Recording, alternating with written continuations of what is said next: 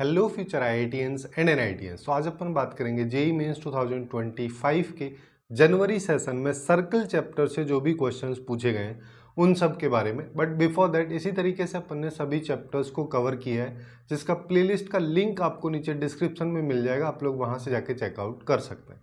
बात करें इसके क्वेश्चंस के बारे में तो पहला क्वेश्चन अपने को यहाँ पे दे रखा है कि हमारे पास में एक सर्किल है जिसकी रेडियस 2 है, 2 यूनिट दे रखी है और ये सर्किल एक्चुअली में सेकंड क्वाड्रेंट में है और दोनों कोऑर्डिनेट एक्सिस को एक्स और वाई को टच करता है।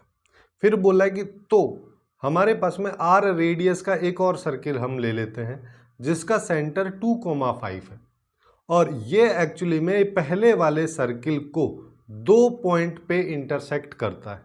तो अपने को आर की सारी के सारी पॉसिबल वैल्यूज का जो इंटरवल है वो अल्फा कोमा बीटा दे रखा है, तो ये बताना है, यानी कि अल्फा कोमा बीटा ही अपने को फाइंड आउट करना है। फिर फाइनली क्वेश्चन इजीली सॉल्व हो जाएगा। तो हम यहाँ पे क्या कर सकते हैं कि सबसे पहले बेसिक ज्योमेट्री से चल लेते हैं, जैसे जैसे कह रहा है वैसे अप्लाई करते हो चलते हैं। कि हमारे पास में एक सर्किल है जिसको रफली मैं ड्रॉ कर लेता हूँ, कुछ इस तरीके का है ना। ये सर्किल तो नहीं है, ये तो इलिप्स बन गया, ठीक है। एक रफ सर्किल अपन यहाँ पे ऐसे ड्रॉ कर लेते हैं और ये सर्किल एक्चुअली में दोनों एक्सिस को टच कर रहा है। टच करने के बाद में अब अपने को देखो क्या कह रहा है कि इसकी रेडियस 2 है, जिसका मतलब यहां से यहां तक की लेंथ 2 है। तो इस पॉइंट का कोऑर्डिनेट अपन काफी आसानी से निकाल सकते हैं कि ये -2 हो जाएगा और y का 2 हो जाएगा। फिर क्या कह रहा है, फिर अपन से कहता है कि अपने पास में एक और सर्किल है जो कि इस वाले छोटे वाले सर्किल को 2 पॉइंट पे इंटरसेक्ट करता है ना। तो उसको अपन कुछ इस तरीके से बना देते हैं रफली और इसको यहां ले जाओ, है ना। अब इन एक्सिस को मैं हटा देता हूं क्योंकि इनका कोई काम अपने पास में है नहीं, ये अपने पास में हो गया, ठीक है। अब यहाँ पे 2 पॉइंट पे इंटरसेक्ट कर रहा है, एक पॉइंट अपना ये है, एक पॉइंट अपने पास में ये है और इस सर्किल की रेडियस r है ना। अगर मैं इसको C1 पॉइंट बोल देता हूँ, ये अपने पास में दूसरे सर्किल का सेंटर C2 हो जाएगा। तो यहाँ पे जो बेसिक रेडियस की कंडीशन है वही अपने को लगानी है कि C1 C2 की जो डिस्टेंस होगी वो एक्चुअली में R1 प्लस R2, यहाँ पे मॉड लगाने की जरूरत रहती नहीं है, यहाँ है R1 माइनस R2 के मॉड, इसके बीच में रहेगी। अब R1 अपन क्या करते हैं, इस सर्किल की रेडियस ले लो, किसी का भी ले लो, कोई फर्क नहीं पड़ रहा है, ये 2 है। दूसरे वाले की रेडियस अपन R ले लेते हैं, तो ये हमारे पास में है 2 minus R less than C1 C2 के बीच की डिस्टेंस निकाल लो, ये अपने को 2,5 दे रखा है। तो C1 C2 अगर मान लो मैं निकालूंगा तो मेरे पास में यहाँ पे आ जाएगा 2 प्लस 2 का होल स्क्वायर प्लस 5 माइनस 2 का होल स्क्वायर।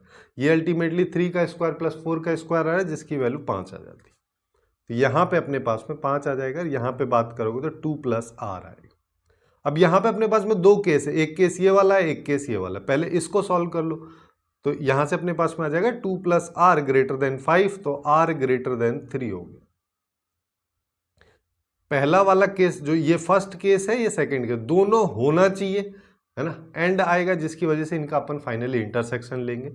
अब मैं फर्स्ट वाले केस को ले लेता हूँ। फर्स्ट वाला केस अपने पास में है 2 माइनस R का मॉड लेस देन 5, है ना। यहाँ पे अपन 2 केसेस लगा देते हैं। फर्स्ट केस अपने पास में जब R की वैल्यू 2 से छोटी, जब R की वैल्यू 2 से छोटी है तो मॉड पॉजिटिव में खुलेगा, तो 2 माइनस R लेस देन 5 आ जाएगा, जिसको अपन R minus 2 greater than minus 5 कर सकते हैं और ये आ जाएगा -5 प्लस 2, यानी कि R ग्रेटर देन -3।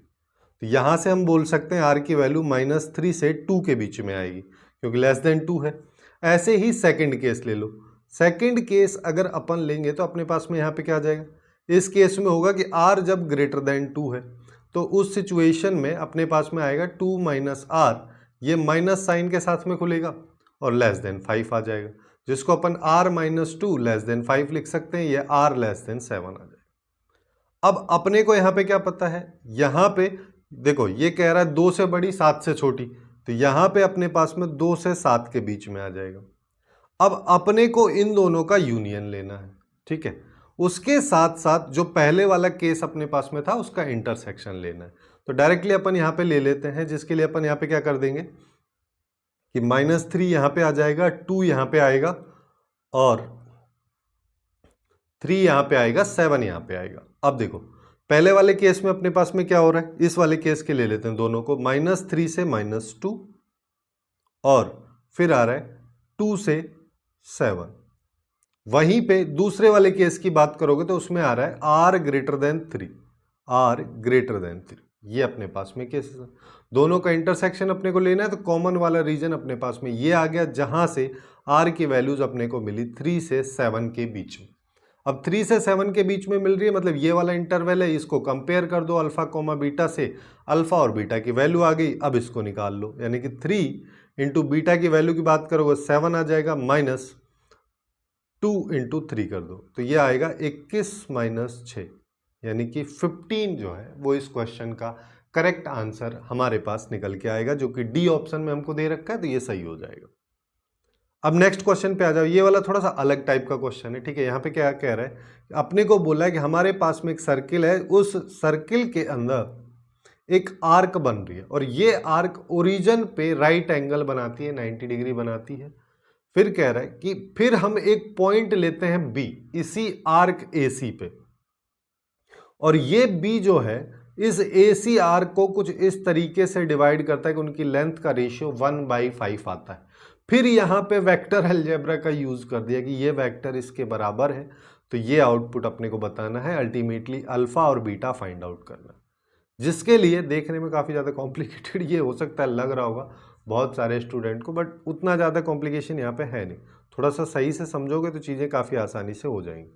कि हमारे पास में इस तरीके से हमने बना लिया, फिर हम यहाँ पे बना रहे हैं एक आर्क, ये लो, ये एक आर्क हमने बना दी, ये AC आर्क है, इसके द्वारा ओरिजिन पे 90 डिग्री बनाया जा रहा है, ये अपने पास में पूरा आर्क ये बन रहा है। अब देखो, अब अपने पास में क्या कह रहा है, अब कह रहा है कि B एक्चुअली में इस पे पॉइंट है, कहीं पे भी ले लेता हूं मैं, B यहाँ पे ले लेता हूं, ये इसको ज्वाइन कर दिया। अब अपने को पता है कि इस एंगल को अगर मैं थीटा लूंगा तो ये 90 - थीटा हो जाएगा। और दूसरा चीज हम यहाँ पे क्या कर सकते हैं, इसका रेडियस हमको नहीं पता है, तो इसके रेडियस को मैं r मान लेता हूं, तो L = r theta, length of arc के बारे में हम यहाँ पे बात कर रहे हैं, ये आ जाएगा। तो r अपने को पता नहीं है, 3 थीटा के बराबर आ जाएगा। ये LAC क्या आ गया अपने पास में। अब देखो हमको चाहिए AB, है ना। AB के लिए हम यहाँ पे क्या कर सकते हैं कि अगर मान लो मेरे को AB आर्क का लेंथ चाहिए, तो AB आर्क का लेंथ यहाँ पे देखो R आएगा, और यहाँ पे अपने पास में थीटा की वैल्यू थीटा रख दो, ये आ जाएगा, जिसमें अपन इसको डायरेक्टली 3 थीटा भी लिख सकते हैं, है ना, कि ये हमारे पास में 3 थीटा जो अभी अपन ने निकाला यहाँ से आ रहा है। BC की बात करोगे तो ये 3 आ जाएगा, और यहाँ पे आएगा π/2 - थीटा, थीटा अपन यहाँ पे रेडियन में लेते हैं, तो π/2 लिख रहा हूँ, ठीक है। वैसे नॉर्मली भी लिखोगे चल जाएगा, यहाँ पे 1/5 आएगा, इससे ये चला गया। तो हमारे पास में यहाँ से क्या निकल के आ रहा है, यहाँ से क्रॉस मल्टीप्लाई करेंगे तो 5 थीटा = आ रहा है π/2 - थीटा, यानी कि 6 थीटा = π/2। तो थीटा = π/12, यानी कि 180 बाई ये आ जाएगा 15 डिग्री, ये अपने पास में आ रहा है। तो ये हमको पता चला कि ये 15 डिग्री है, ये 15 है, तो ये 75 डिग्री हो। अब इसका फायदा अपन यहां पे ले सकते हैं। यहां पे कैसे ले सकते हैं कि सिंस हमको पता है कि OC vector alpha OA vector plus beta OB vector के बराबर, है ना, तो मैं यहां पे पूरी इक्वेशन का डॉट कर देता हूं OC वेक्टर के साथ में।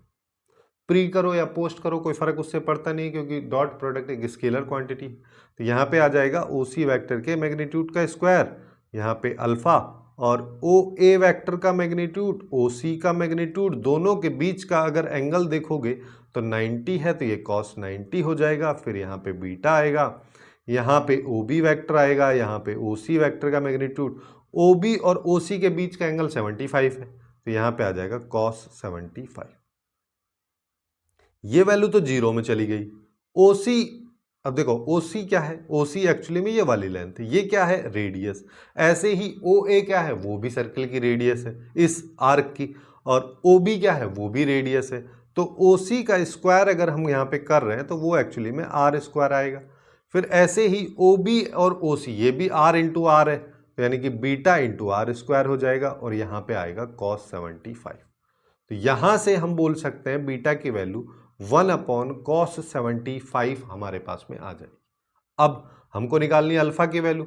इसी वेक्टर वाली इक्वेशन का फिर से यूज करो कि अब हम यहाँ पे क्या करते हैं कि OC से किया ना मैं, अब OA से कर देता हूं, है ना।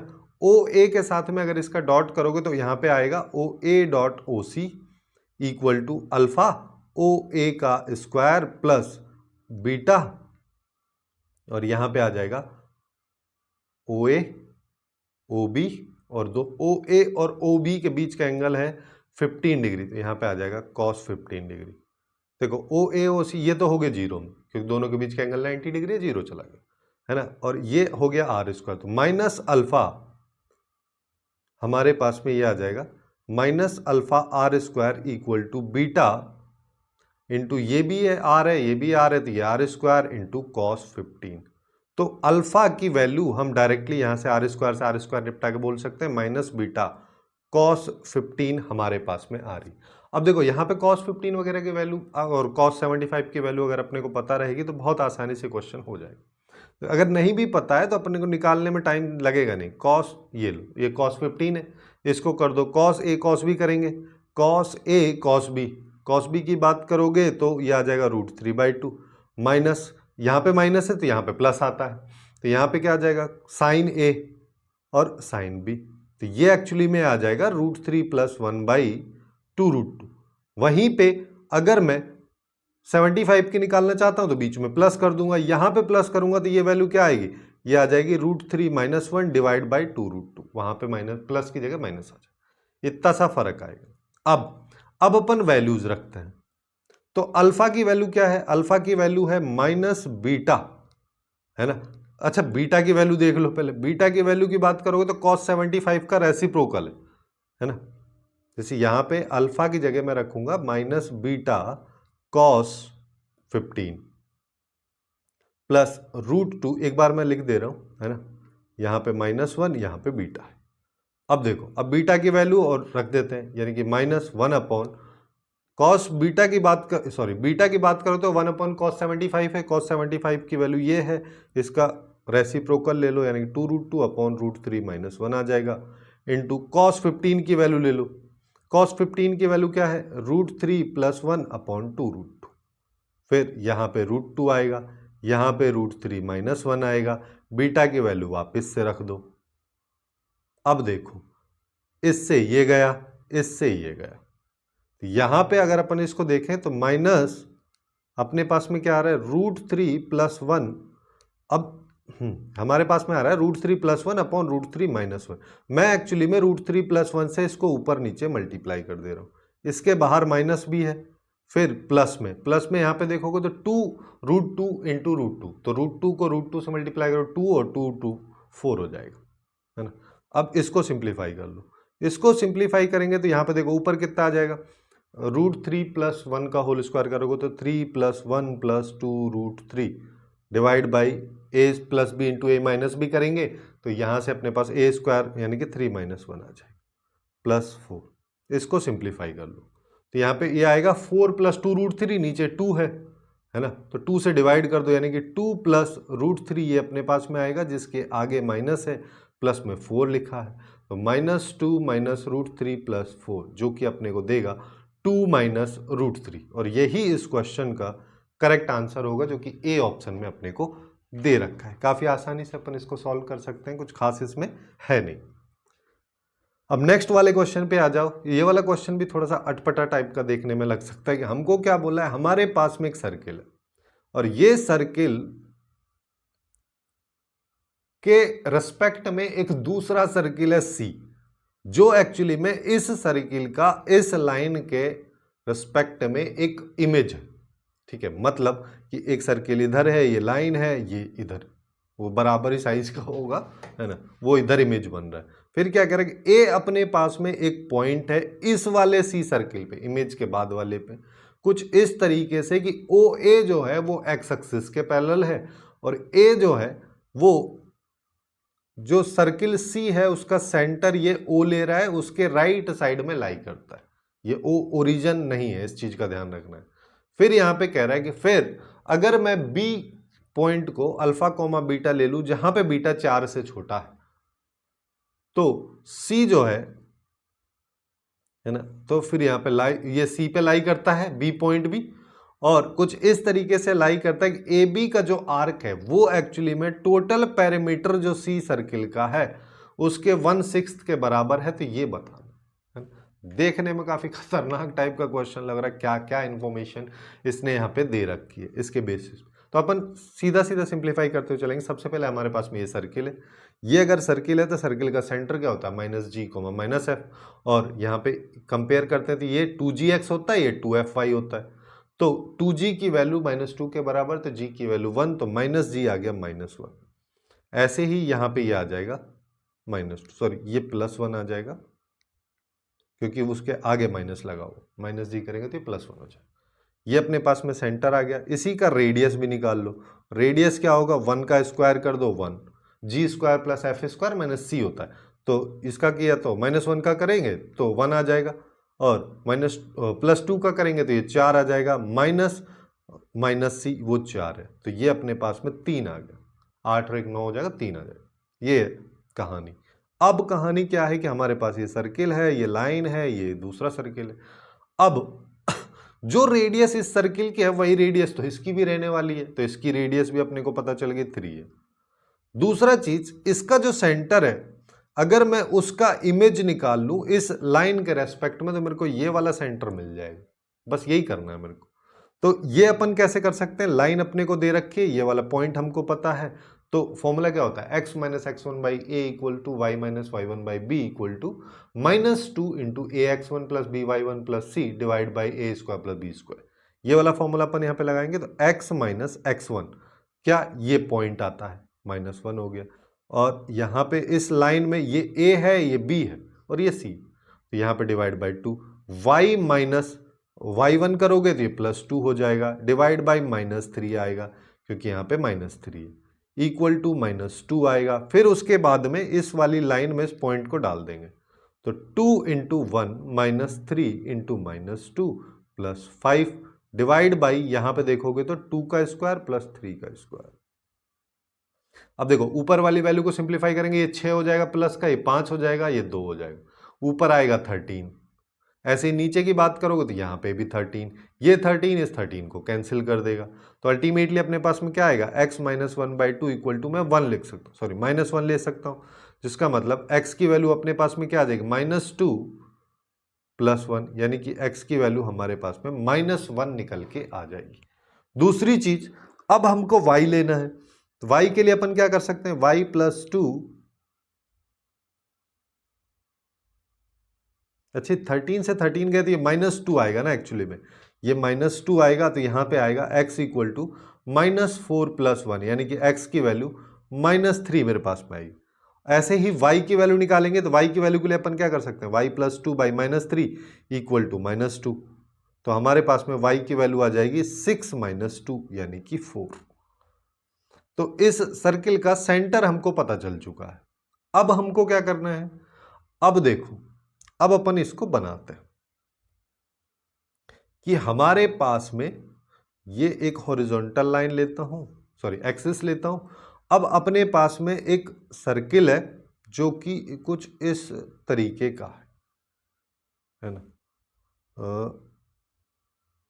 ये मैं ऐसा क्यों बना रहा हूं अभी थोड़ी देर में समझ में भी आएगा कि इसका सेंटर जो है वो -3,4 है, इसकी रेडियस 3 है, तो और ये वाली यहां से यहां तक की डिस्टेंस 4 है, इसी वजह से उसको टच ना करते वो ऊपर से जाएगा। ठीक है, अब क्वेश्चन में क्या कह रहा है, अब कह रहा है इस सेंटर को ये O ले रहा है ना, अब कह रहा है कि OA एक लाइन है जो कि एक्स एक्सिस के पैरेलल है, और A जो है वो राइट साइड में आता है सेंटर के, तो या तो इधर हो सकता था या इधर हो सकता है, लेकिन राइट साइड तो इधर है, तो ये A इधर आएगा, और ये एक्स एक्सिस के, ये वाली एक्सिस के पैरेलल होगा। फिर हमसे क्या कहता है, फिर कहता है कि B एक पॉइंट हमको लेना है, और B पॉइंट ऐसे लेना है कि बीटा की वैल्यू 4 से कम रहे, यानी कि y कोऑर्डिनेट 4 से कम रहे। तो y कोऑर्डिनेट 4 से कम कब रहेगा, ऊपर तो जाएगा नहीं, ऊपर जाएगा तो 4 से ऊपर, क्योंकि यहां से यहां तक की डिस्टेंस 4 है। अब जैसे ही इधर अगर मान लो गया तो y कोऑर्डिनेट तो 5 हो जाएगा, 6 हो जाएगा, तो बढ़ के आएगा, तो वो तो हम ले नहीं सकते। जिसका मतलब हमको लेना पड़ेगा उसको नीचे, यानी कि इधर। तो यहां पे कहीं मैं मान लेता हूं मेरे पास में b है जो कि अल्फा कॉमा बीटा, ये हमको दे रखा है। अब अपने को ये कंडीशन लगानी है, यहां पे लेंथ ऑफ आर्क अपने को निकालनी है। यहां पे ए बी का लेंथ ऑफ आर्क निकालने के लिए अपने को L इक्वल टू क्या रहता है, आर थीटा। तो आर तो हमको पता है लेकिन थीटा नहीं पता है, तो यहां पे ये आ जाएगा 3 थीटा के बराबर, है ना। अब ये थीटा अपने को निकालना रहेगा। थीटा निकालने के लिए इसने कंडीशन दे रखी है, क्या दे रखा है कि length of arc of A B यानी कि 3 थीटा एक्चुअली में 1/6 के बराबर है। किसके 1/6 के, पेरीमीटर, इस सी सर्किल का पेरीमीटर होता है 2 पाई आर इंटू 3। अब देखो जो कट रहा है काट देते हैं, 6 गया, तो थीटा इज इक्वल टू आ गया π/3 यानी कि 60 डिग्री। तो ये वाला जो एंगल है ये है 60 डिग्री। अब हमको यहां पे क्या करना है, अब देखो एक थोड़ा सा कंसेप्ट मैं बता देता हूं। जब भी अपन अपने पास में कोई भी एक देखो इस तरीके से अगर मान लो मैं कोई वैल्यूज ले रहा हूं, यहाँ पे एक सर्किल है, इस सर्किल पे कोई भी एक P पॉइंट है जिसके द्वारा पॉजिटिव एक्स एक्सिस के साथ एंटी क्लॉकवाइज डायरेक्शन में अगर थीटा एंगल बनाया जाता है और इसका सेंटर अगर मैं H, K लेता हूं, तो पैरामेट्रिक कोऑर्डिनेट्स की बेसिकली मैं यहाँ पे बात कर रहा हूं, तो H plus R cos theta K plus R sine theta आता है।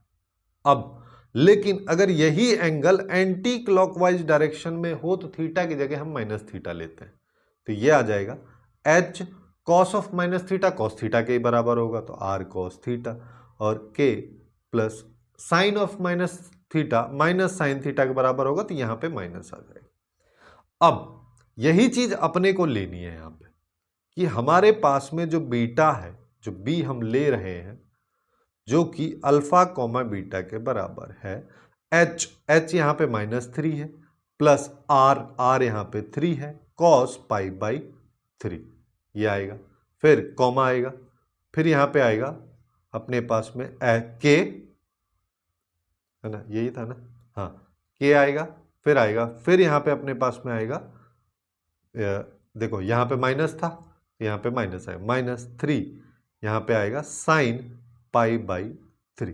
इस पॉइंट को अगर अपन निकालेंगे तो आएगा -3 प्लस 3/2 4 -3 √3/2, जिसको अपन सिंप्लीफाई करके ऐसा लिख सकते हैं कि यहां पे आ गया, ये तो आ गया -3/2, ये आ गया 4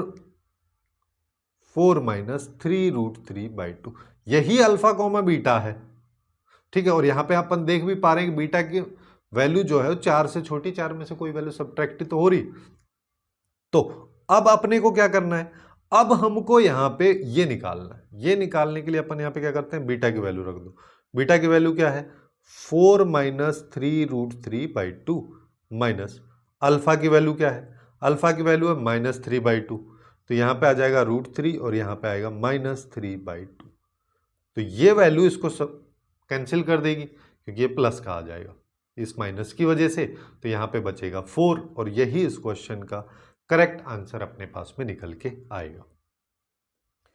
अब नेक्स्ट क्वेश्चन पे आ जाओ। नेक्स्ट क्वेश्चन में देखो यहां पे अपने को क्या बोल रहे हैं कि हमारे पास में एक सर्किल है, उसका इक्वेशन है ना, और उसका इक्वेशन ये है, और ये सर्किल एक्चुअली में एक्स एक्सिस को इस पॉइंट पे टच करता है जहां पे ए एक पॉजिटिव वैल्यू और वाई एक्सिस को एक इंटरसेप्ट करता है बी लेंथ का, ठीक है। और ये सर्किल की इक्वेशन है। अगर ये सर्किल एक्स एक्सिस के बिलो लाई करता है, नीचे लाई करता है, तो अपने को इस ऑर्डर्ड पेयर की वैल्यू बतानी है। अल्टीमेटली 2a और b की वैल्यूज फाइंड आउट करनी है। ऑप्शंस को देख के अपन बोल ही सकते हैं अल्फा बीटा गामा के रेस्पेक्ट में फाइंड आउट कर, जिसके लिए हम यहाँ पे जैसे जैसे बोलता है वैसे वैसे करते हैं, ठीक है। कि हमारे पास में इस तरीके से मैंने एक्सिस ले लिया, यहां पे एक सर्किल में ड्रॉ कर दे रहा हूं, है ना। और इस सर्किल की कहानी क्या है कि ये कुछ इस तरीके का है, जिससे अपने को पता ये चल रहा है कि ये जो पॉइंट है जिस पे टच कर रहा है ये a,0 है, और यहां से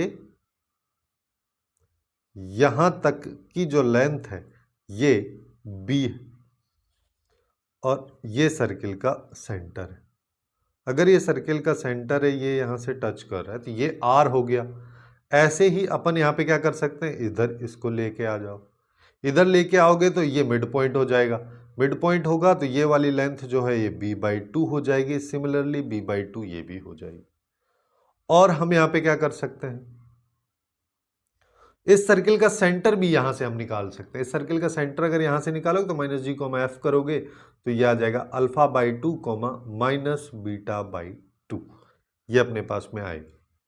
ठीक है, और यहां से सेंटर देखोगे तो ये क्या आ जाएगा, ये आएगा a, -r, ये वाला पॉइंट, क्योंकि ये r डिस्टेंस है लेकिन नीचे है तो -r कोऑर्डिनेट होगा, ये अपने पास में आएगा। अब हमको यहाँ पे क्या चाहिए, देखो यहाँ पे कई सारी चीजें अपने को देखनी है कि हमारे पास में अगर मैं, देखो क्या कर सकता हूं, मैं इस लाइन को इधर ले जाता हूं, ऐसे ही इस लाइन को अगर मैं इधर ले लूं तो ये लेंथ भी r है, ये b/2 है, तो अपन यहाँ पे क्या बोल सकते हैं कि अगर मैं इस लेंथ को भी r बोल दे रहा हूँ, ये वाली लेंथ, तो ये r² इक्वल टू, यहाँ पे एक राइट एंगल ट्राइंगल बन रहा है।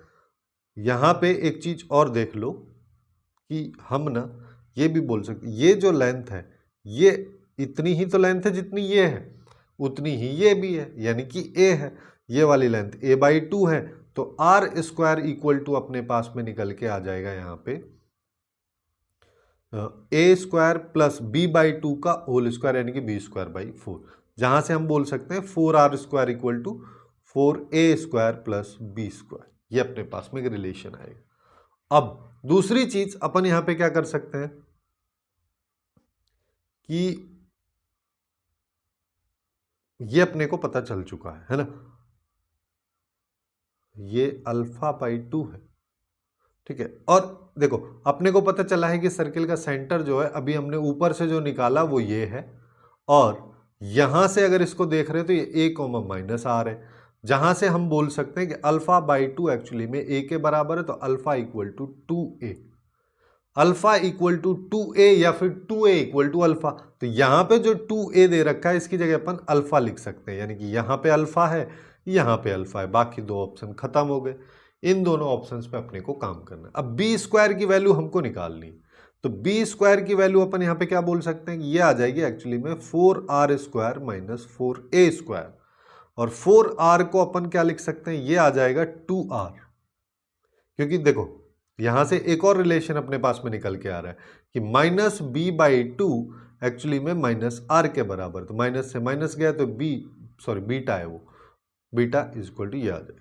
तो यहां पे अपन ऐसा बोल सकते हैं कि b² एक्चुअली में ये आ जाएगा β², 4r² β² के बराबर आ जाएगा, और ये α², ये आएगा एक रिलेशन। लेकिन ये तो किसी ऑप्शन में दे ही नहीं रखा, यहाँ पे तो गामा का यूज कर रखा है, तो गामा का यूज अगर इसने कर रखा है तो गामा का यूज अपन भी कर लेते हैं कि r² इक्वल टू क्या आ जाएगा, r², देखो r क्या होता है, g² प्लस f² - c, तो r² क्या हो जाएगा g², यानी कि माइनस अपने पास में जो a/2 है ना, सॉरी α/2 है उसका स्क्वायर कर दो, फिर -β/2 जो है उसका स्क्वायर कर दो, और माइनस में c यानी कि गामा, और ये r² के बराबर आ जाए।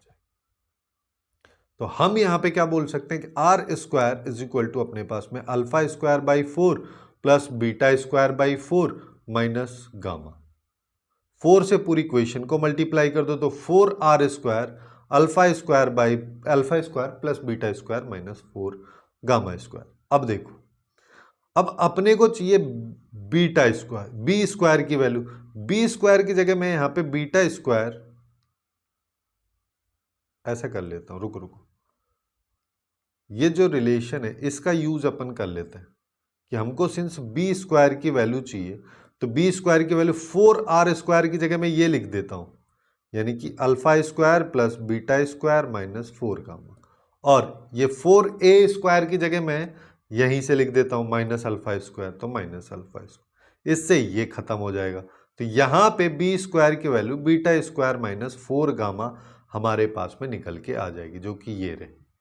तो ये इसका करेक्ट आंसर हो जाएगा। अब नेक्स्ट क्वेश्चन पे आ जाओ। नेक्स्ट क्वेश्चन की बात करोगे तो देखो यहां पे क्या कह रहे हैं, हमारे पास में एक लाइन है और ये लाइन इस सर्किल को मीट करती है 2 पॉइंट पे, ए और बी पे। फिर हमसे कह रहा है कि फिर अगर ये लाइन के परपेंडिकुलर ए बी, ये जो ए बी लाइन है इसी के परपेंडिकुलर अगर एक लाइन मैं लेता हूं जो कि एक्चुअली में ए बी कॉर्ड के मिड पॉइंट से भी पास होती है और सर्किल को 2 पॉइंट सी और डी पे इंटरसेक्ट करती है, तो अपने को A D B C quadrilateral का एरिया बताना। यहां पे अपने को पॉइंट ऑफ इंटरसेक्शन ही निकालने। जैसे देखो अपने को ये अपने पास में दे रखा है एक सर्किल, ठीक है, इस सर्किल में हमारे पास में कॉर्ड है। मान लो हमारे पास में ये वाली एक कॉर्ड है, ये ए पॉइंट है, ये बी पॉइंट है, कहीं पे भी हो सकती है। तो और ये कॉर्ड कहाँ से आ रही है, ये आ रही है x plus Y is equal to 1। तो पहले इन दोनों का ए और बी पॉइंट पहले निकाल लेते हैं क्योंकि इनकी अपने को जरूरत पड़ेगी एरिया वगैरह निकालना। तो ए और बी पॉइंट निकालने के लिए मैं यहाँ पे एक्स स्क्वायर कर देता हूँ, वाई की जगह 1 माइनस एक्स का होल स्क्वायर लिख देता हूँ इक्वल टू 4। तो यहाँ पे आएगा X square plus X square minus 2x plus 1 minus 4 equal to 0। तो यहाँ पे आएगा 2x square minus 2x minus 3। ये अपने पास में आ रहा है। यहां से देखो इसके फैक्टर तो हो नहीं रहे, तो हम यहाँ पे x की डायरेक्ट वैल्यू निकाल लेते हैं। 2 प्लस माइनस बी स्क्वायर करोगे 4 आ गया और 4 बी स्क्वायर माइनस 4ac, तो इस माइनस की वजह से प्लस हो जाएगा, तो ये आ जाएगा प्लस 24 डिवाइड बाई 2 इंटू 2, जिसको अपन कर सकते हैं 2 प्लस माइनस ये 28 हो जाएगा, 7 और 4 कर सकते हैं यानी कि 2 रूट 7 लिख दो डिवाइड बाई 4 कर दो, जिसको अपन 1 प्लस माइनस रूट 7 बाई 2 लिख सकते हैं। यानी कि अपने पास में दो वैल्यूज है। जैसे x की वैल्यू जब 1 प्लस रूट 7 बाई 2 है तो y is equal to 1 minus X है, तो इसको डाल देते हैं। इसको डालेंगे तो ये आ जाएगा 1 माइनस रूट 7 बाई 2। सेम तरीके से जब x की वैल्यू 1 माइनस रूट 7 लेंगे तो दूसरा आ जाएगा। यानी कि हमारे पास में दोनों पॉइंट्स आ चुके हैं। एक सेकेंड ना, मैं इसको कॉपी कर लेता हूं, बार बार बनाने से अच्छा है ना।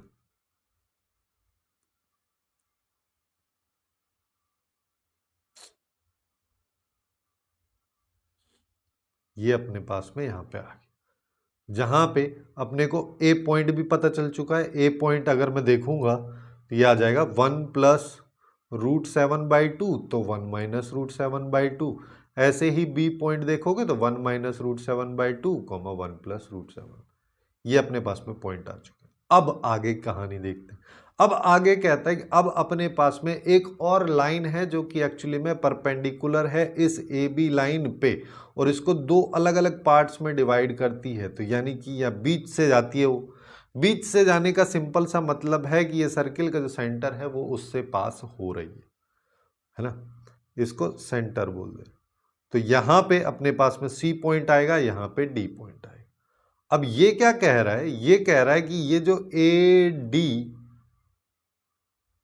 बी और सी से जो एक क्वाड्रिलेटरल बन रहा है इसका एरिया अपने को बताना।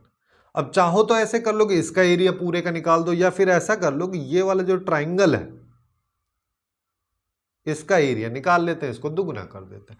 ऊपर वाला ट्राइंगल मत ले लेना, ये वाला, क्योंकि वो तो गड़बड़ कर देगा ना, साइज से भी अपने को दिख रहा है। तो जो सेंटर से पास होती है उसी लाइन के रेस्पेक्ट में अपन यहाँ पे ट्राइंगल को कंसीडर करते हैं। तो हम करेंगे बी सी डी ट्राइंगल को कंसीडर, जिसके लिए मेरे को सी और डी पॉइंट भी पता होना चाहिए। अब सी और डी पॉइंट पता करने के लिए अपन यहाँ पे क्या कर सकते हैं, इस सर्किल का सेंटर अगर देखोगे तो 0,0 है, इससे पास हो रही है। ए बी लाइन की बात करोगे तो इस लाइन का जो स्लोप है वो -1 है, तो इस लाइन का स्लोप 1 हो जाएगा। तो अब अपन यहाँ पे बोल सकते हैं कि y is equal to X line है। अगर नहीं समझ में आया है तो y minus 0 is equal to 1 into X minus 0, तो y is equal to X line अपने पास में ये है। अगर ये है तो इस सर्किल में डाल देते हैं। सर्किल में डालेंगे तो X square plus X square equal to 4, तो 2x square is equal to 4, तो X square is equal to 2, जहां पे x की प्लस माइनस रूट 2 वैल्यू, उसी बेसिस पे y की भी प्लस माइनस रूट 2 वैल्यू।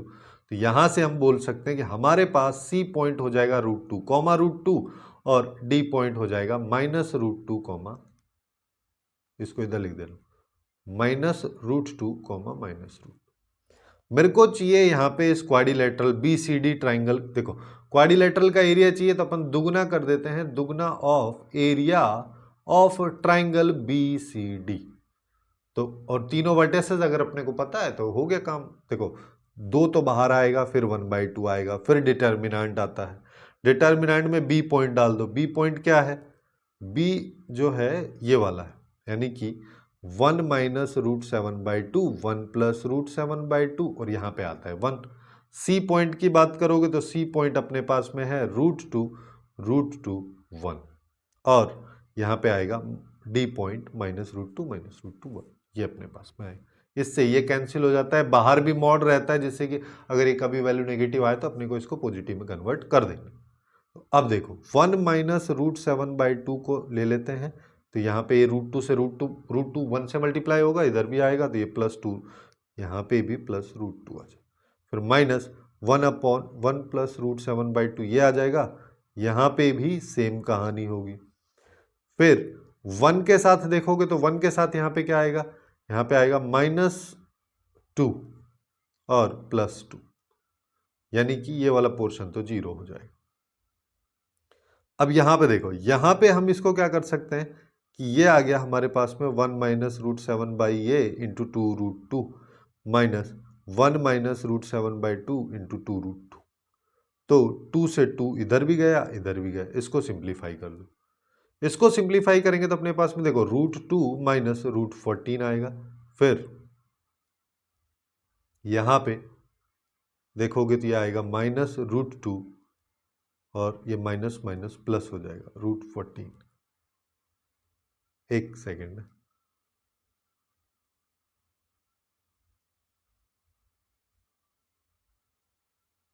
ये भी माइनस आएगा क्योंकि ये माइनस तो पूरे पे लगा हुआ है बाहर, है ना, ये प्लस है तो ये आ जाएगा, जिससे इससे ये कैंसिल हो जाएगा। यहाँ पे आएगा -2√14, पूरे पे मॉड आता है तो 2√14 इस क्वेश्चन का करेक्ट आंसर होगा। ये इसका एरिया आ जाए, जो कि अपने को बी ऑप्शन में दे रखा है, तो बी इसका करेक्ट आंसर हो जाए।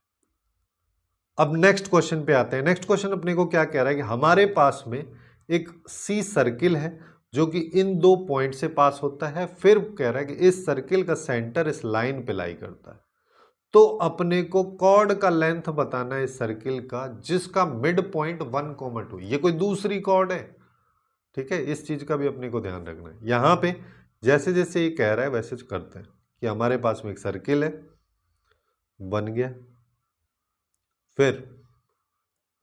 फिर अपने को कह रहा है कि अब हमारे पास में कोई भी 2 पॉइंट है। एक पॉइंट ए है जिसका कोऑर्डिनेट 4,2 है, यहाँ पे एक बी पॉइंट है जिसका कोऑर्डिनेट 0,2।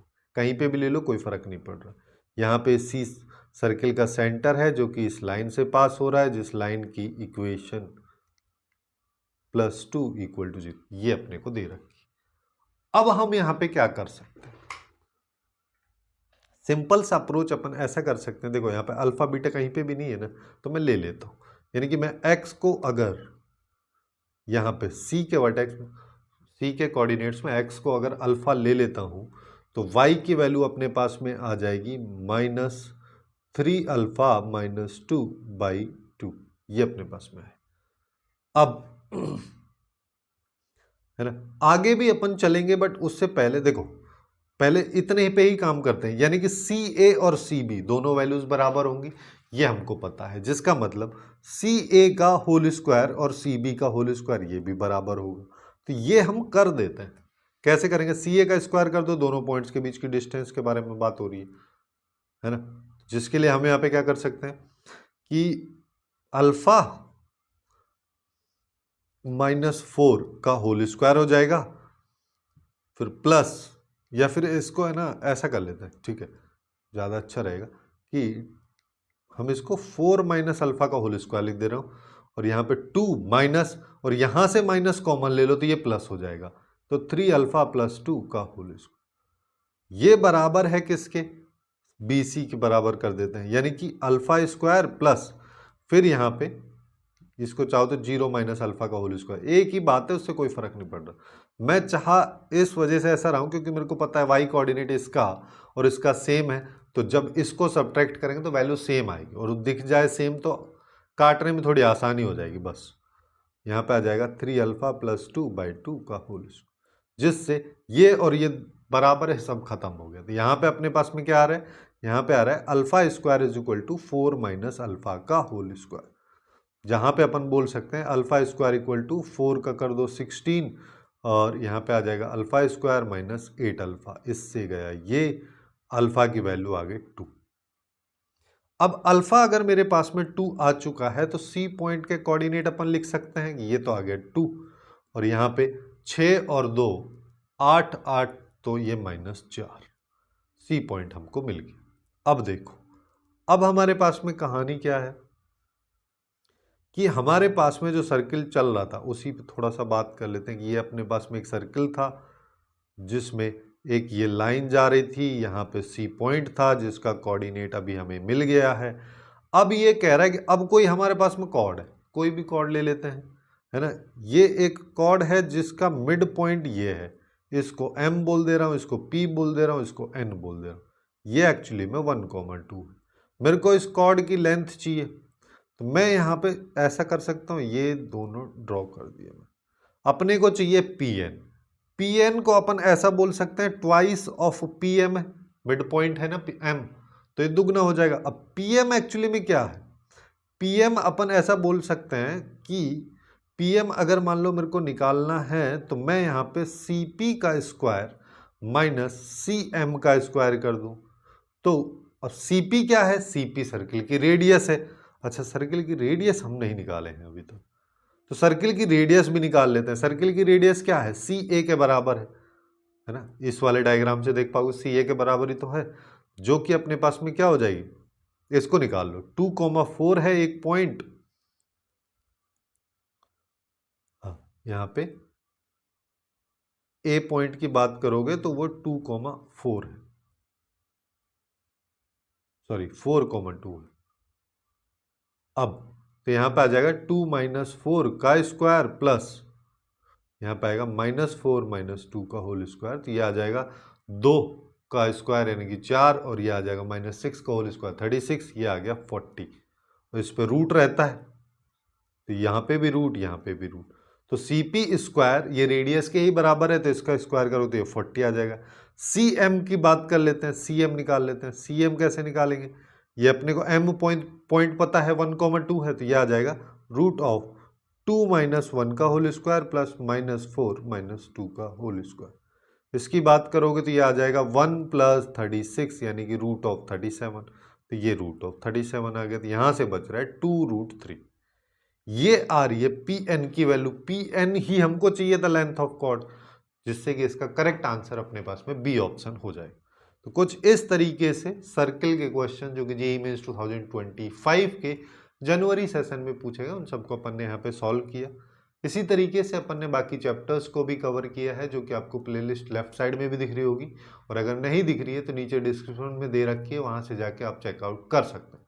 सो आज के लिए बस इतना ही। Hopefully you guys find it useful, and if you find it useful then please do like, share and subscribe.